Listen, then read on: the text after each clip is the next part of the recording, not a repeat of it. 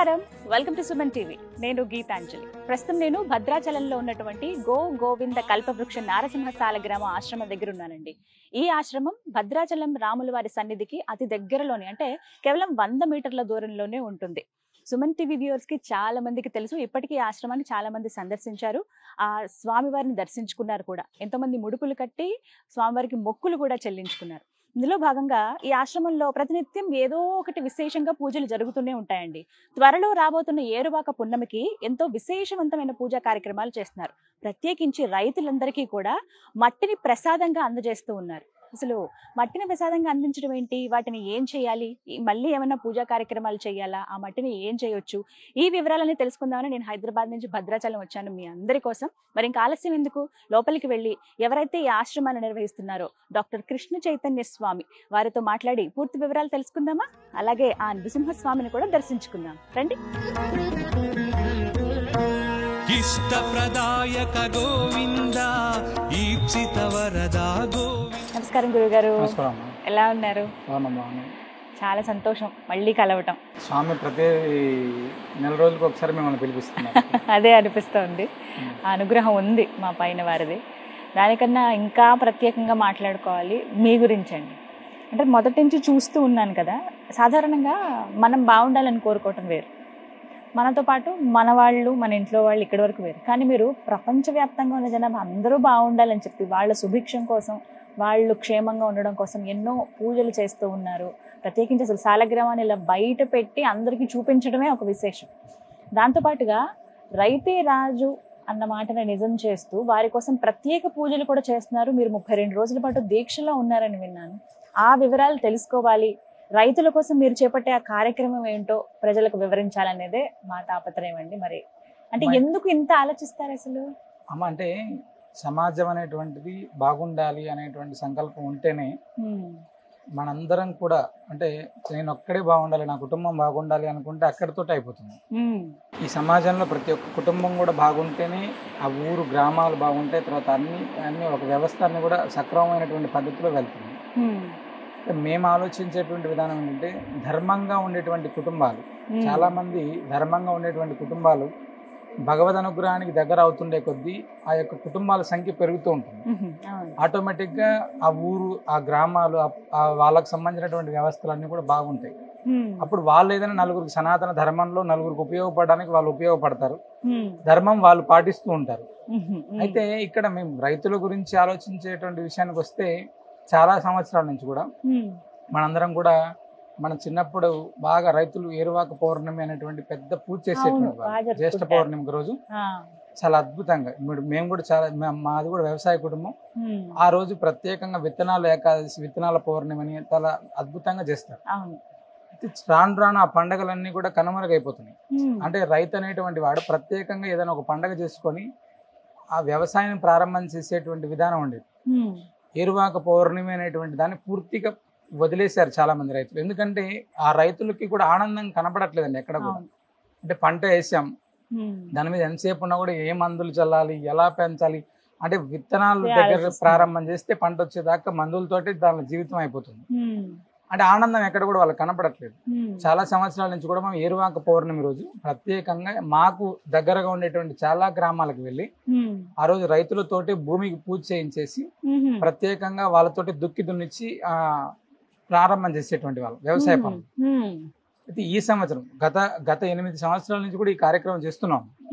అయితే చేస్తున్నటువంటి క్రమంలోనే క్రితం సంవత్సరం సుమారు 1000 మంది రైతులతోటి ఏకకాలంలోనే మనం ఒకేసారి ఈ ఏరువాక పౌర్ణమి వేడుకలు కూడా చేశాం.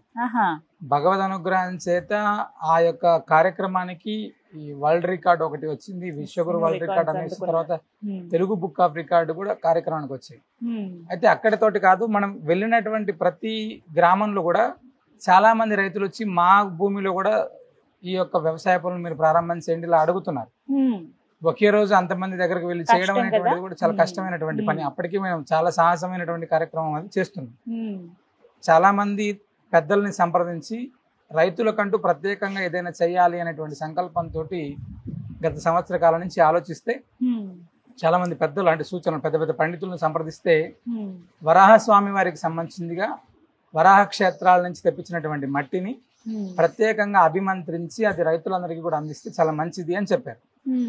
ఆ విధంగా మనం 9 వరాహ క్షేత్రాలు అంటే సింహాచలం నుంచి మొదలుకొని తిరుమల కొండ దాకా వివిధ క్షేత్రాలు వరాహ క్షేత్రాల నుంచి కూడా ప్రత్యేకంగా మట్టిని తెప్పించి అదే విధంగా 9 పుట్టలు మట్టి అంటే స్వామివారికి సంబంధించినటువంటి 9 పుట్ట మట్టి కూడా సేకరించి 32 రోజుల నుంచి కూడా భూవరాహ కవచాన్ని భూసూక్తాన్ని ప్రత్యేకంగా రోజుకు 108 సార్లు పారాయణం చేసి 32 రోజులు పూర్తి చేస్తున్నాం. ఈ రోజుతోటి 32 రోజులు పూర్తి అయ్యాయి.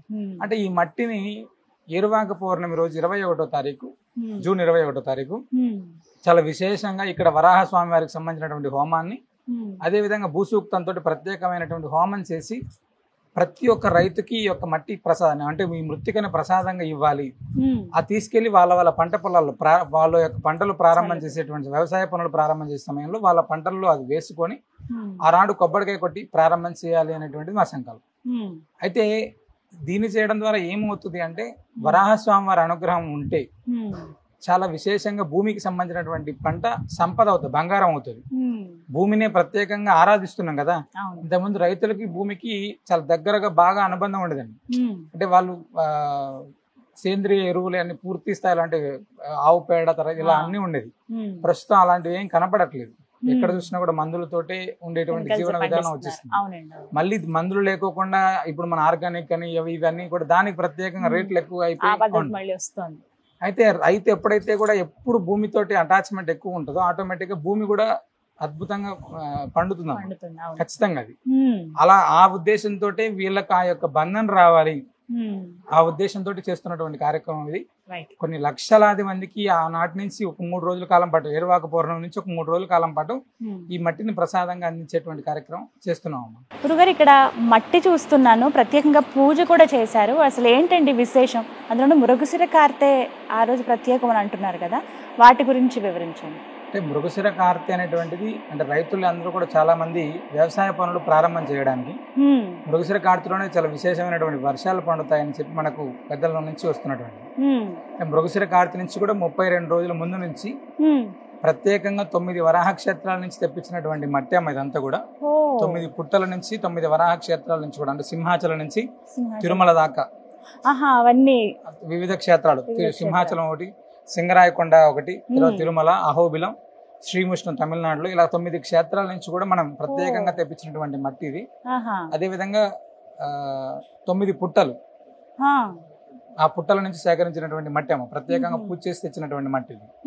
దీన్ని విశేషంగా 32 రోజుల కాలం పాటు ప్రత్యేకంగా భూవరాహ స్వామివారికి సంబంధించినటువంటి కవచము భూసూక్తాన్ని ప్రత్యేకంగా 32 రోజులు రోజు కూడా 108 సార్లు పారాయణం చేసినటువంటి మట్టి ఇది. 108 సార్లు పారాయణం చేస్తారు. ఆ 32 రోజుల పాటు మీరు దీక్షలోనే ఉంటారండి? 32 రోజులు దీక్షగా రోజుకు 108 సార్లు పారాయణం చేసామమ్మా. అంటే రైతులందరూ క్షేమంగా ఉండాలి, మంచి సుభిక్షమైనటువంటి పంటలు పండాలి అనేటువంటి దాంతో చేసినటువంటి పూజ ఇది. దినచర్య ఎలా ఉంటుంది 32 రోజులు కూడా మీకు? అంటే తెల్లవారుజామున 4 గంటల నుంచి పారాయణ 7 గంటల దాకా అవుతుందమ్మా. ప్రత్యేకంగా మట్టికి ప్రతిరోజు పూజ, ఆ వరాహ స్తోత్రంతో ఆరాధన, తర్వాత స్వామి కల్పవృక్ష నరసింహ స్వామి వారికి విశేషమైనటువంటి అభిషేకం. ఈ 32 రోజుల కాలం పాటు రోజు కూడా అంటే ఏకభుక్తం ఒకటే పూట భోజనం చేస్తూ ఈ 32 రోజులు కూడా చేసాము. దీక్ష పూర్తి అయిపోయిందండి. 32 రోజులు పూర్తి అయిపోయింది. ఇవాళతోటి 32 రోజులు. ఈ 32 రోజులు మీరు సూక్తి పారాయణం చేస్తూ దీక్షలో ఉన్నారు, మట్టిని ప్రతినిత్యం పూజ చేస్తూనే ఉన్నారు. 32 రోజులు అంటే నృసింహస్వామి వారి యొక్క బీజాక్షరాల సంఖ్య 32. ఆ బీజాక్షరాల సంఖ్యకు అనుగుణంగా మనం ఈ 32 రోజులు దీక్ష తీసుకొని చేసినాం. ఆ సంఖ్యకి సరిపోయేది. ప్రతి సంవత్సరం ఇదే విధంగా చేస్తారు కదండి? ప్రతి సంవత్సరం కూడా మనం రైతుల దగ్గరికే వెళ్లి ఏరువాక పౌర్ణమి రోజు విశేషమైనటువంటి పూజ చేసి వారికే అక్కడ ఎక్కడ అయితే వాళ్ళ పంట పొలాల్లోనే పూజ చేసేటువంటి విధానం ఉంది. అయితే ప్రతి సంవత్సరం కూడా మనమే దగ్గరకు వెళ్లి కొన్ని రైతు కుటుంబాల దగ్గరకు వెళ్లి చేయడం అవుతుంది. అలా కాకోకుండా ప్రత్యేకంగా అనేక మంది పండితుల్ని తెలుసుకొని వారి ద్వారా సేకరించినటువంటి అంటే సలహాలు సూచనల ద్వారా ఈ సంవత్సరం చాలా విశేషంగా ఈ 32 రోజుల దీక్షగా మనం చేస్తున్నాం ఈ కార్యక్రమాన్ని. అంటే కొన్ని లక్షల రైతు కుటుంబాలకి ఈ యొక్క మట్టిని అందించాలి అనేటువంటి సంకల్పంతో చేస్తున్నాం. ఇంతకు ముందు కేవలం అక్కడికే వెళ్ళి ఇచ్చేవాళ్ళు, కానీ ఇప్పుడు ఎలా అండి? మరి చూసేటువంటి చాలా మంది రైతన్నలు ఉన్నారు, వాళ్ళు పంట పొలాలు ఇబ్బంది పడుతున్న వాళ్ళు ఉన్నారు. పొలాలు మా పొలంలో కూడా చక్కగా పంట పండితే బాగుంటుందని అంటే వాళ్ళకి అందిస్తారా? ఏంటి మీ ఆలోచన అసలు? అంటే ఇక్కడ ఈ యొక్క మట్టిని ఏరువాక పౌర్ణమి రోజు అంటే రైతులందరూ కూడా ప్రత్యేకంగా వాళ్ళకి ఏదైనా పండగ ఉందంటే మనం సంక్రాంతి పండగ అని చెప్తాం. పంట పండిన తర్వాత పంట ప్రారంభమయ్యేటువంటి సమయంలో ప్రతి రైతు కూడా ఏరువాక పౌర్ణమి చాలా విశేషంగా పూజ చేసుకునేటువంటిది ఉండేమో గతంలో. అవును, ఇప్పుడు అదంతా కూడా చాలా మంది మారిపోతుంది. మనం ఈ సంవత్సరం ఏరువాక పౌర్ణమి రోజు ప్రత్యేకంగా రైతుల కోసమే, రైతుల క్షేమం కోసమే వారు ప్రత్యక్షంగా పాల్గొనేటువంటి విధంగా మనం కల్పవృక్ష నరసింహ సాలగ్రామ ఆశ్రమంలో భూవరాహ స్వామివారి యొక్క మూలమంత్రంతో హోమం చేస్తున్నాం. అదేవిధంగా భూసూక్తంతో అంటే భూదేవికి ప్రత్యేకమైనటువంటి హోమం చేస్తున్నాం. ఈ చేసినటువంటి తర్వాత కల్పవృక్ష నరసింహ స్వామివారి యొక్క అభిషేకం అయిన తర్వాత ఆనాటి నుంచి ఒక 3 రోజుల కాలం పాటు ఎంతమంది ఎన్ని లక్షల మంది రైతులు వచ్చినప్పటికీ కూడా ఈ యొక్క ప్రసాదాన్ని వారికి అందించేటువంటి ప్రయత్నం చేస్తున్నాము. 21 జూన్ 21 మాత్రం ప్రత్యేకమైనటువంటి రైతుల కోసం మాత్రమే. అంటే రైతన్నలు పండించేటువంటి పంట మంచిగా పండాలి, వారికి మంచి ధరలు రావాలి, సకాలంలో వర్షాలు కురవాలి, ప్రకృతి వైపరీత్యాలు అనేటువంటివి ఉండకూడదు అనేటువంటి సంకల్పంతో మనం చేస్తున్నాం. వీళ్ళు పంట వేస్తే పంటలో ఏదో రకమైనటువంటి ఇబ్బంది రావడము, లేదా ప్రకృతి వైపరీత్యాలు రావడము, లేదా రేటు ధర లేకపోవడము, ఏదో ఒకటి జరిగి ఇబ్బంది పడుతున్నారు.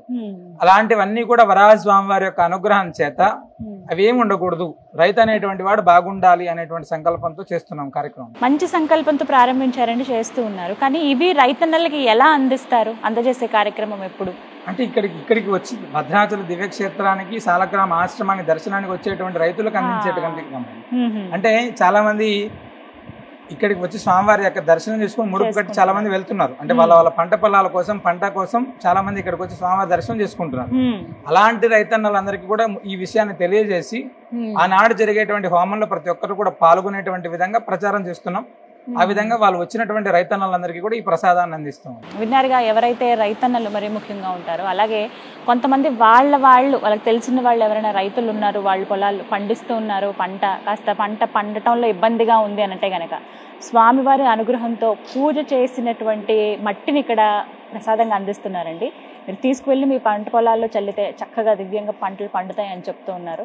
ఎవరైతే ఇప్పటివరకు రాలేదో వారు రండి ఆశ్రమానికి. పూర్తి అడ్రస్ నేను స్క్రీన్ మీద డిస్ప్లే చేస్తాను మీకు. భద్రాచలం రాములవారి ఆలయానికి 100 అడుగుల దూరం అంతే, మరీ దూరం కూడా ఉండదు. అందరికీ చాలా మందికి తెలుసు. వచ్చిన వాళ్ళు మళ్ళీ వచ్చి మీరు సందర్శించండి, మట్టిని తీసుకువెళ్ళండి. రాని వాళ్ళకు కూడా మీరు చెప్తే వాళ్ళకి ఎంతో ఉపయోగపడుతుంది. చాలా మంచి ఆలోచన అండి ఇదైతే. అంటే అక్కడికి వెళ్ళి చేయటం వేరు, ఇక్కడికి వచ్చే వాళ్ళకి అందించడం అనేది వచ్చి వెళ్తే ఏమవుతుందంటే కొన్ని కుటుంబాల దగ్గరికి మాత్రమే మనం వెళ్ళగలుగుతున్నాం, కొన్ని పంట పొలాల దగ్గరికి మాత్రమే అవుతుంది. ఇక్కడికి రావడం ద్వారా ఏమవుతుందంటే కొన్ని వేలాది మందికి మనం అందించేటువంటి కార్యక్రమం చేయొచ్చు. కొన్ని వేల కుటుంబాలకి ఈ యొక్క ప్రసాదం అందితే చాలా, అంటే కొన్ని వేల కుటుంబాల్లో ఒక్క కుటుంబం బాగున్నప్పటికీ కూడా అది ఆనందం కదండి.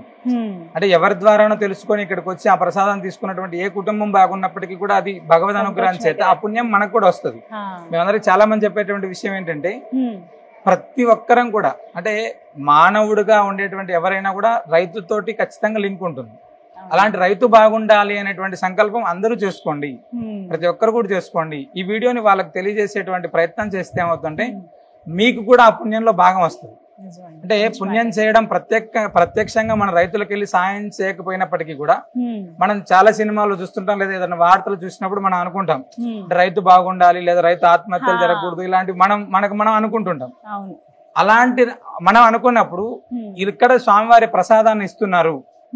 ఇదేది ఖర్చుతో కూడుకున్నటువంటిది కాదు. ఇక్కడికి వచ్చి కేవలం ఇక్కడికి వచ్చి స్వామిని ప్రార్థన చేసి ఆ ప్రసాదం తీసుకొని వెళ్ళడం తప్ప వేరే ఎటువంటి ఖర్చుతో కూడుకున్నటువంటిది కాదు. కాబట్టి మనం కూడా కొంతమంది, అంటే ఈ చూసేటువంటి వాళ్ళందరికీ కూడా మేము చేసేటువంటి విజ్ఞప్తి ఏంటంటే మీరు కూడా రైతు కుటుంబాలకు తెలియజేసేటువంటి ప్రయత్నం చేయండి.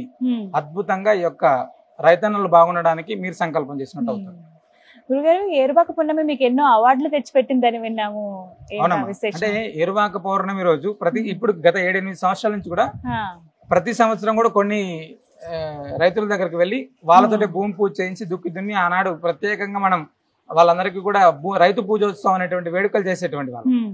అయితే గత 2022-23 సంవత్సరాల్లో ఈ 2 సంవత్సరాలు కూడా చాలా అద్భుతంగా, అంటే మన నృసింహ సేవావాహిని భక్త బృందం అంతా కలిసి సుమారు 108 ప్రాంతాల్లో ఒకేసారి 1000 మంది రైతులతోటి ఈ యొక్క దుక్కి దున్నిచ్చి రైతు పూజోత్సవ వేడుకలు చేసాము.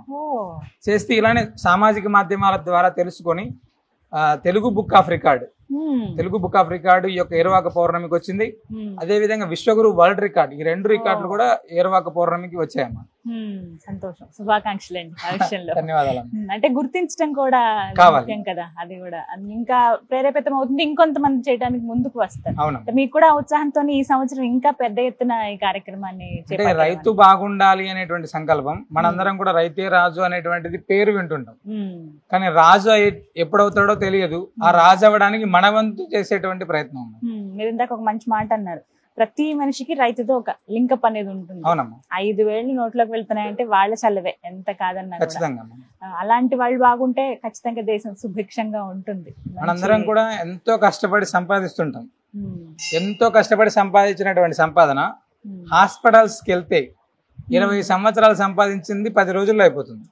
అంతేనండి, అవునా కదా? అంటే మనం తినేటువంటి ఆహారం అనేటువంటిది చాలా ముఖ్యం. సరైనటువంటి విధానంలో లేకపోతే మనం ఎంత కష్టపడి సంపాదించినా కూడా అవన్నీ కూడా ఆసుపత్రుల పాలవుతుంది. అలాంటిది రైతు నిజంగా బాగుండి ప్రకృతికి సంబంధించినటువంటి వ్యవసాయం కరెక్ట్ గా జరుగుతుంటే ఆహారం ఎక్కడ కూడా కల్తీ అవ్వదమ్మా.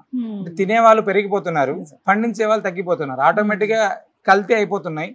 దానికి మనకు రోగాలు కావచ్చు, ఏదైనా ఇంకా అన్ని కూడా పూర్తి స్థాయిలో మార్పులు అనేటువంటి ప్రకృతిలో వచ్చినాయి, మనుషులలో కూడా వచ్చాయి.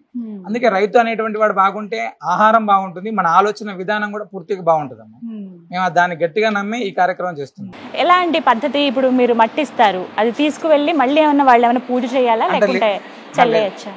లేదమ్మా, అంటే ప్రత్యేకంగా వాళ్ళు చేయాల్సినటువంటి పూజ ఏం లేదు.